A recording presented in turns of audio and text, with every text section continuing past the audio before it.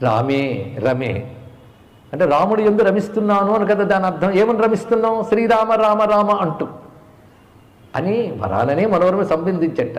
సంబోధనలో అయితే పార్వతీదేవి అర్థం వస్తుంది, కానీ సంబోధన తీసేస్తే సప్తమి విభక్తిలో మనం చూస్తే అది అర్థం వస్తుంది చూడాలి. వరాననే మనోరమే అనేది సంస్కృత భాషలో స్త్రీలింగ శబ్దం. వరానన మనోరమ అనే ఆకారాంత స్త్రీలింగ శబ్దము సంబోధనలో వచ్చేటప్పుడు వరాననే మనోరమే అయిందండి. అది పుంలింగం చేస్తే వరానన మనోరమ అంటే మంచి ముఖము కలవాడు, మనస్సుకు ఆనందింపజేయువాడు అని మన పుంలింగం వచ్చింది కదా. వాడెవడు? రాముడు.